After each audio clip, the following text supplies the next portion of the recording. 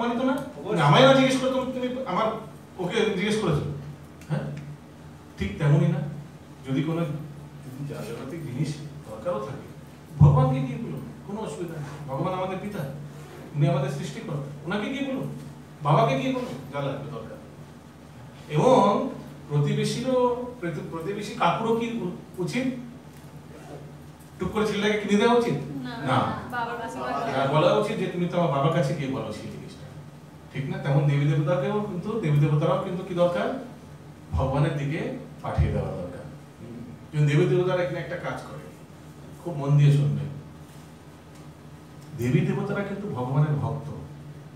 তারা যদি দেখে যে এই ব্যক্তি আমার কাছে এসেছে কোন জড়জাগতিক জিনিসের কামনা নিয়ে, তাকে কিন্তু আটকে রেখে দেয়, তার মধ্যে ফাঁসিয়ে রেখে দেয়, দিয়ে দেয়। একবার পেয়ে গেলে, হ্যাঁ জানো আমার যখন কোনো ছেলে হয়নি আমি এমন দেবতাকে পুজো করতাম আর সত্যি সত্যি হয়ে গেছে, ওই জন্য তো ফাঁসি রেখে দেয়। আর সে ইসকন জীবনে আসবে না, কৃষ্ণ ভক্ত জীবনে আসবে না, বলবে না ওনাকে ছাড়বো না, উনি কিন্তু আমার ছেলেটাকে দিয়েছে, কিন্তু ঠিক না, বলে না এরকম, ওনার জন্য কিন্তু আমার ছেলেটা পেয়েছি, সে কিন্তু হ্যাঁ এইভাবে ফাঁসি রেখে দেয়। দেবতারা খুব চতুর হয়। কিন্তু দেবতা বা দেবী যদি দেখে যে এই ভক্ত আমার কাছে এসছে অজ্ঞানে, ও আমাকে ভগবান ভেবে আমার কাছে এসছে, কিছু চাইছে না, আমার কাছে এসে বলছে হে প্রভু আপনি জগতের সৃষ্টিকর্তা, আপনি আমায় মঙ্গল করুন যাতে আমি আপনার ভালো করে ভজন কীর্তন করতে পারি, ও আমায় দিতে চাইছে, কিছু নিতে চাইছে না। তখন দেবী দেবতা দেখবে যে এত ভালো নিষ্কাম ব্যক্তি, একে আমার আটকা রাখা উচিত না, इसको रोकना नहीं चाहिए, he should progress in spiritual life। তখন দেবী দেবতা তাকে পাঠিয়ে দেয় ভগবানের কাছে, বলে দেয় যে আমি তো বস, মাই বস, আই অলসো হ্যাভ আ বস, ঠিক না? ঠিক যেমন আমরা দেখি কোনো এক ব্যক্তি শিব ঠাকুরের কাছে গেছিলেন, উপাসনা করছিলেন, একদম নিষ্কাম ভাবে অনেকদিন শিবের উপাসনা করেছিলেন। তখন শিব ঠাকুর তার উপর প্রসন্ন হয়, নিষ্কাম ভাবে, কোনো কামনা বাসনা ছিল না, কিন্তু ওনাকে ভগবান ভেবে ওনাকে আরাধনা করছিলেন। তখন মহাদেব তার উপর কৃপাপূর্বক তাকে সনাতন গোস্বামীর কাছে পাঠিয়ে দেন। জানেন তো আপনারা, যে বলেন যা ওনার কাছে, ওনার কাছে বড় বড় রত্ন আছে। তো সনাতন গোস্বামীর কাছে গিয়ে বলেন আমি শুনেছি আপনার কাছে খুব বড় কিছু আছে, রত্ন আছে, পরশ পাথর আছে নাকি শুনেছি, কোথায় আছে? তো সনাতন গোস্বামীকে মহাপ্রভু ওনার অনেক কাজ দিয়ে দিয়েছে, ওনার সময় নেই যে পরশ পাথর ঘোদে ঘোদে সবাইকে শোনা করার, অত টাইমই নেই, তারপরে বিক্রি করতে হবে, তারপর সেগুলো দিয়ে ইন্দ্রতৃপ্তি করতে হবে, যারা দিয়েছে তাকে হবেই না কিছু। মহাপ্রভু অলরেডি সেবা দিয়ে দিয়েছে, ভগবান সেবা দিয়ে গেছে, উনি সব ওই ডাস্টবিন আছে, সত্যি গিয়ে ডাস্টবিন চেক করে সত্যি কিছু একটা আছে, উঠিয়ে দেখে যখন শোনা হয়ে গেছে, সব শোনা বাস, এবার গিয়ে তো আমি সোনার ব্যবসা করবো। হ্যাঁ, এদিন চলে গেছে। রাস্তায় যেতে যেতে ভাবছি ব্যক্তিগত ধনী হবে, পরশ পাথর ডাস্টবিনে রাখে, পরশ পাথর ডাস্টবিনে রাখে, তাহলে লকারে কি রাখে? যে ব্যক্তি পরশ পাথর ডাস্টবিন में रखता है उसका लॉकर में क्या होगा? हाँ, तो আমার ফেরত এসছে, বলছে স্যার আপনি পরশ পাথর ডাস্টবিনে রাখেন, আমার আপনার কাছে সবচেয়ে মূল্যবান কি আছে দিন প্লিজ, আপনি সাধু ব্যক্তি, আর সাধুদের কর্তব্য হচ্ছে সাধারণ ব্যক্তির ইচ্ছা পূর্ণ করা। হ্যাঁ ঠিক আছে, তুমি চাও? ইয়েস, যাও সামনে যমুনায় স্নান করে আসো। তো স্নান করেছে, তবে তাকে হরিনাম দীক্ষা দিয়েছে সনাতন গোস্বামী। আর সেই হরিনাম পাওয়ার পর সে তো একদম দেখুন সব মহাদেবের কৃপায়। কিন্তু মহাদেব কেন করলেন এই ব্যক্তিকে? কারণ কি সে নিষ্কাম ভাবে ভগবানের কাছে এসেছে, ওই মহাদেবের কাছে এসেছে। কিন্তু পরবর্তীকালে অফকোর্স ভ্রমিত হয়ে গেছিলেন, আর পরশ পাথর পেয়ে তো হরে কৃষ্ণ। তো এই হচ্ছে দেবী দেবতা, ভেরি ইম্পর্টেন্ট। দেবী দেবতা কিন্তু মাধ্যম মাত্র, আর তারা কিন্তু অত খারাপ না।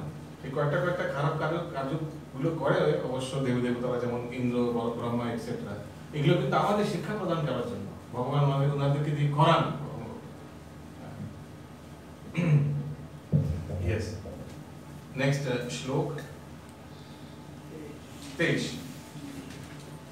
अंतवत्तु फलं तेषां आत्मवन्तल्पमेधसां देवान् देवजजो जानति मद्भक्ता जानति मामपि। Next पढ़ুন please. অল্পবুদ্ধি ব্যক্তিদের আরাধনারত সেই ফল অস্থায়ী।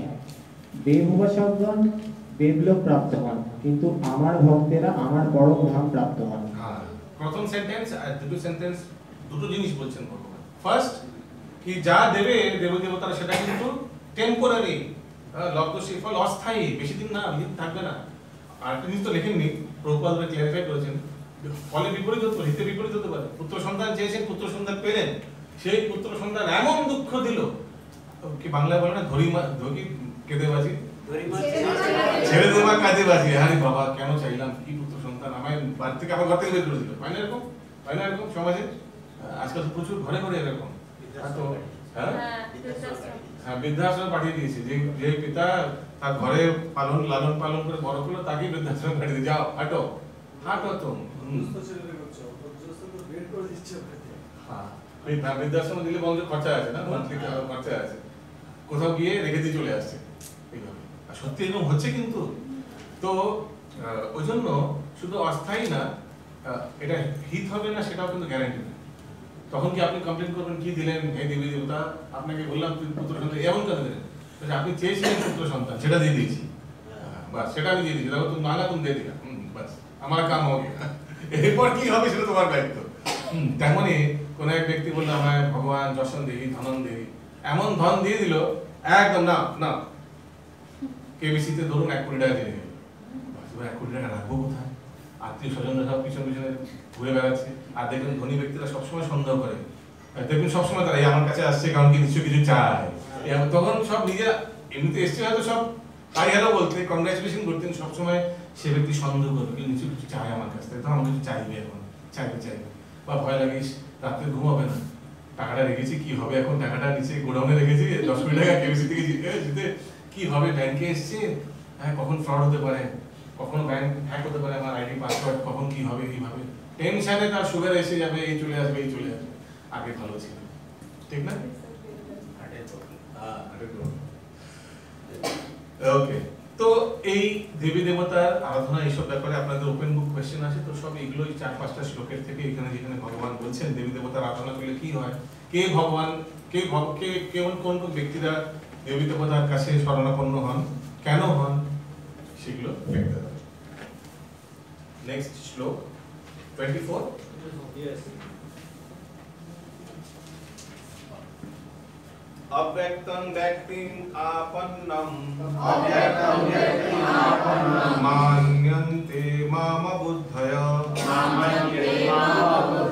परं भावमजानन्तो मामवर्यम् अनुत्तमम्। অল্প সরি, বুদ্ধিহীন মানুষেরা, নেক্সট প্লিজ।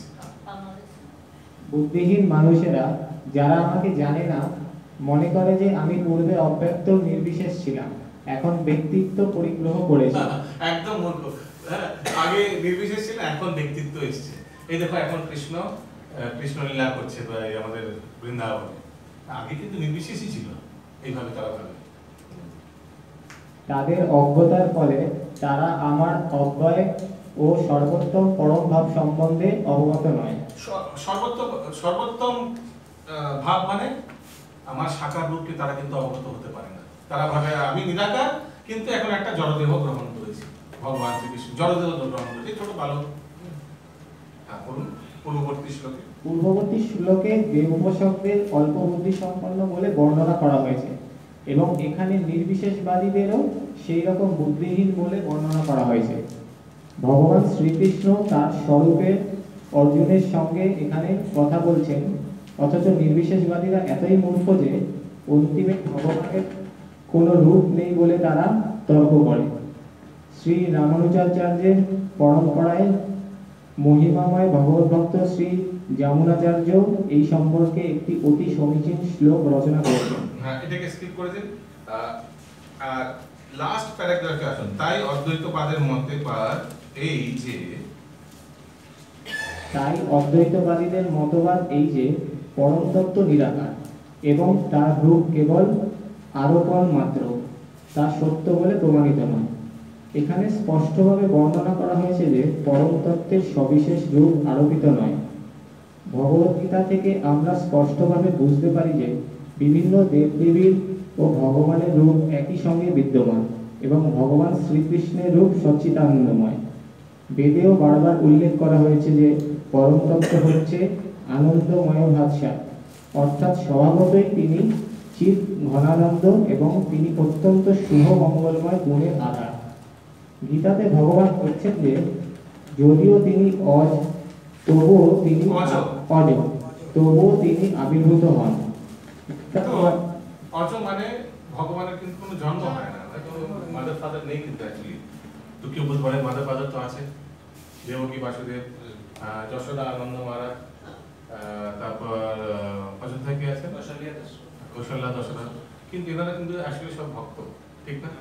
দেবকী বাসুদেব ছিলেন কৃষ্ণগর, কৃষ্ণের সুতপাত, আর এনারা কে ছিলেন? যশোদার নন্দ মহারাজ দ্রোণধরা, আর তেমনি এনারাও কেউ ছিলেন, সব কেউ না কেউ ছিলেন, ভক্ত ছিলেন, কিন্তু ভগবানকে পুত্র রূপে পাওয়ার কামনা করেছিলেন বলেই ভগবান ওনাদের মাতা পিতা রূপে স্বীকার করেছেন, কিন্তু অ্যাকচুয়ালি কিন্তু ভগবান, ওই জন্য ভগবানকে অজ বলা হয়েছে। আগে গীতার মাধ্যমে ভগবানের সমস্ত তত্ত্ব আমরা স্পষ্টভাবে উপলব্ধি করি। মায়াবাদীরা যে মনে করে ভগবান নির্বিশেষ, সেটি আমাদের ধারণারও অতীত। গীতার মাধ্যমে আমরা বুঝতে পারি যে নির্বিশেষবাদীদের অদ্বৈতবাদ সম্পূর্ণ ভ্রান্ত। এখানে স্পষ্টভাবে বোঝা যায় যে ভগবত তত্ত্ব, ভগবান শ্রীকৃষ্ণের রূপ আছে এবং ব্যক্তিত্ব আছে। তো এখান থেকে বোঝা যায় গীতায় যে ভগবান, দেখুন ভগবান সব আদেশ দিচ্ছেন, ভগবান ভাব আদান প্রদান করছেন, তো এর মধ্যে বোঝা যায় কোন ব্যক্তিত্ব আছে, জন্য সুপ্রিম পার্সোনালিটি অফ গডেড। প্রভুপাদ এটি ইউজ করে ভগবান কৃষ্ণের জন্য এক্সক্লুসিভলি, এসপিওজি, হ্যাঁ, কারোর জন্য কিন্তু না। কারণ কি অনেক ভগবান পাবেন আপনি, দেখবেন গীতায় বা কোনো অন্য শাস্ত্রের কতবার নারদমুনিকে ভগবান বলা হয়েছে, ব্রহ্মাকে ভগবান বলা হয়েছে, দেখেছেন শিবকেও ভগবান বলা হয়েছে এইভাবে। কিন্তু ওই জন্য পূর্ণ পুরুষোত্তম ভগবান শ্রীকৃষ্ণ, হ্যাঁ, দিবন কৃষ্ণ বইয়ের বাইরে লেখা আছে না, তো ওই জন্য that is exclusively for Krishna. Next শ্লোক কত? তো দেখুন ভগবান অল্প বুদ্ধি কাদের বলা হয়, কাদের বলেছেন? যারা দেবী দেবতাদের আরাধনা করেন তাদের জন্য 4-5টা শ্লোক। এবার ভগবান বলছেন আমার অনেক নিরাকারেরও উপাসনা করছে, আমার নিরাকার রূপের, তাদের ব্যাপারে এখানে বলা শুরু করেছেন 24 নম্বর শ্লোক থেকে। 25 নম্বর শ্লোক, নাহম প্রকাশ সর্বস্য যোগ মায়া সমমৃতা মূঢ়োऽয়ং নাভিজানাতি লোকো মামজমব্যয়ম। Yes, next please. বলুন। আমি মূঢ় ও বুদ্ধিহীন ব্যক্তিদের কাছে কখনো প্রকাশিত হই না, তাদের কাছে আমি আমার অন্তরঙ্গা শক্তি যোগমায়ার দ্বারা আবৃত থাকি, তাই তারা আমার অজ ও অব্যয় স্বরূপকে জানতে পারে না। তর্ক উত্থাপন করে বলা যায় যে শ্রীকৃষ্ণ এই পৃথিবীতে অবস্থানকালে সকলেরই গোচরীভূত ছিলেন, তাহলে কিভাবে এটি বলা যায় যে তিনি সকলের কাছে প্রকাশিত হন না? কিন্তু প্রকৃতপক্ষে তিনি সকলের কাছে প্রকাশিত হননি। শ্রীকৃষ্ণ যখন অবতরণ করেছিলেন তখন কয়েকজন দুর্লভ মাহাত্মই কেবল তাকে পরমেশ্বর ভগবান বলে জানতে পেরেছিলেন। কৌরব সভায় যখন শিশুপাল সভার অধ্যক্ষ রূপে শ্রীকৃষ্ণকে নির্বাচনের বিরোধিতা করেছিল, তখন ভীষ্মদেব শ্রীকৃষ্ণকে সমর্থন করে তাকে পরমেশ্বর ভগবান বলে ঘোষণা করেন। সেই রকম পঞ্চ পাণ্ডব আদি কিছু সংখ্যক মাহাত্মই কেবল তাকে পরমেশ্বর ভগবান রূপে জানতে পেরেছিলেন, কিন্তু সকলে পারেনি। অভক্ত ও সাধারণ মানুষের কাছে তিনি প্রকাশিত হননি। তাই ভগবত গীতাতে শ্রীকৃষ্ণ বলেছেন যে তার শুদ্ধ ভক্ত ছাড়া আর সকলেই তাকে তাদেরই মতো একজন বলে মনে করে। ঠিক না? আমরা তো ইসকনের আগে আসার আগে আমরা তো ভাবতাম যে কোনো দেবী দেবতা হবে, অল্টারে আছেন লাড্ডু গোপাল, সবার বাড়িতে একটা লাড্ডু গোপাল থাকে, তো আমার বাড়িতেও আছে, ঠিক না? পরম পূজ্য মহারাজ বলছিলেন, মহারাজ বলছিলেন যে যে ধরুন কোনো যেমন ঠিক যেমন পাহাড়কে দূর থেকে দেখলে, ধরুন আপনি কার কার টাইগার হিল দেখেছেন? কারেক্ট? হোটেলের ব্যালকনি থেকে কতটুকু লাগবে এই যে টাইগার হিল, কিন্তু এখন যদি ধরুন হোটেলের ব্যালকনি থেকে নেমে টাইগার হিলের দিকে যেতে শুরু করেন, দুটো জিনিস হবে। আপনার মনে হবে যে এই টাইগার হিলটা এত ছোট ছিল, আস্তে আস্তে টাইগার হিলটা বাড়ছে, ঠিক না? আস্তে আস্তে বাড়ছে, আর মনে হবে আমি আস্তে আস্তে কমছি। দুটো জিনিস একসঙ্গে হবে, কিন্তু যত বাড়ছে তত কমছে আমি নিজে। আর এক সময় এমনও আসবে আপনি টাইগার হিলে নিচে দাঁড়িয়ে যখন দেখবেন নিজেকে নগণ্য মনে হবে। ঠিক তেমনই জড়জাগতিক মানুষ যখন দূর থেকে এই লাড্ডু গোপালকে দেখে কোনো একটা দেবতা হবে হয়তো, হ্যাঁ, হাতে লাড্ডু থাকে এইভাবে এইভাবে, ঠিক তেমন যেমন বাকি অর্ডারে আলাদা আছে, ইনিও আছেন একজন, ঠিক না?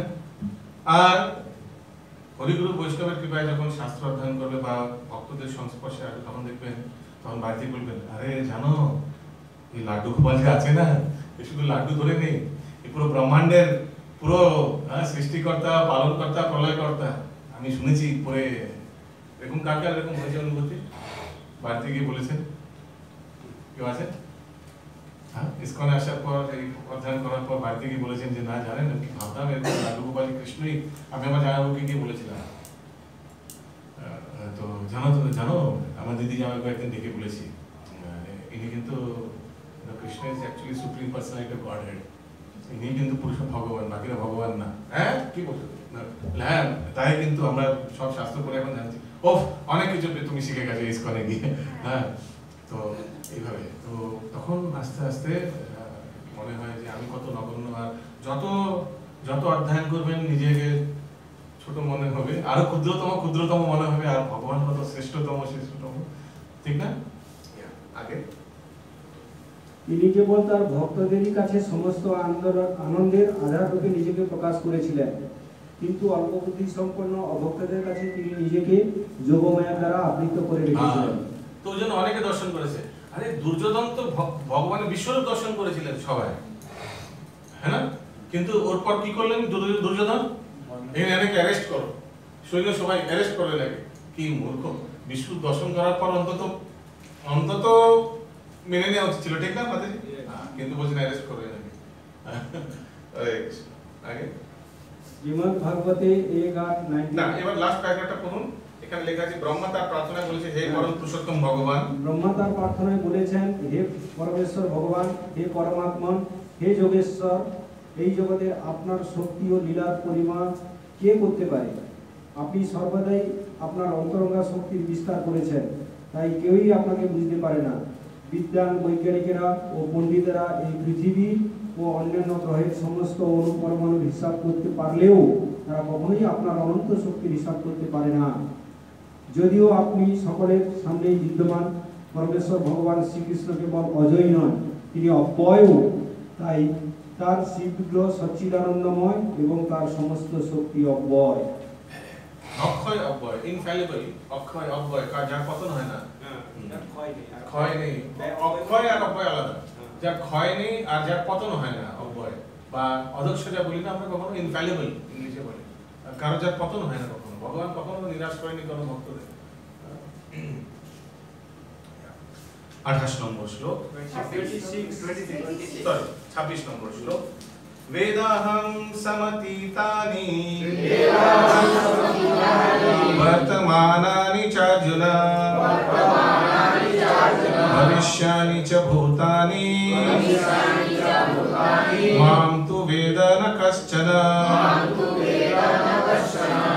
Next please.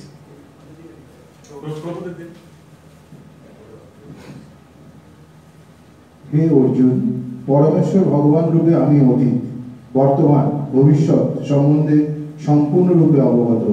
আমি সমস্ত জীব সম্বন্ধে জানি, কিন্তু আমাকে কেউ জানে না।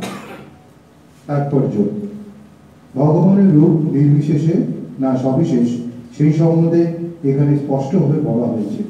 নির্বিশেষবাদীদের ধারণা অনুযায়ী শ্রীকৃষ্ণের রূপ যদি মায়া হতো, তাহলে আর সমস্ত জীবের মতো তাঁরও দেহান্তর হতো এবং তার ফলে তিনি তার পূর্ব জীবনে সব কথা ভুলে যেতেন। জড় শরীর বিশিষ্ট কেউই তার পূর্বজন্মের কথা মনে রাখতে পারে না এবং তার ভবিষ্যৎ জন্ম সম্বন্ধে ভবিষ্যৎবাণী করতে পারে না। তাছাড়া তার বর্তমান জীবনের পরিণাম সম্পর্কেও পূর্বাভাস দিতে অক্ষম। অতএব সে তার অতীত, বর্তমান ও ভবিষ্যৎ সম্বন্ধে অজ্ঞ। জড় জগতের পুরুষ থেকে মুক্ত হতে না পারলে কেউই অতীত, ভগবান, বর্তমান এবং ভবিষ্যৎ সম্বন্ধে অবগত হতে পারে না। সাধারণ মানুষ সঙ্গে তুলনা, যার তুলনা হয় না, সেই তো এখানে হ্যাঁ, তো তো মোট কথা এখানে ভগবান নিজের ব্যাপারে কি বলছেন, যে ভগবান পাস্ট প্রেজেন্ট ফিউচার সব এভরিথিং ভগবান জানে। আমি সমস্ত জীবের সম্বন্ধে জানি, কিন্তু আমাকে কেউ জানে না। ভগবান সমস্ত জীবের সম্বন্ধে জানার জন্য ডাইরেক্ট সিসিটিভি রূপে, পরমাত্মা রূপে সবার বিরাজমান।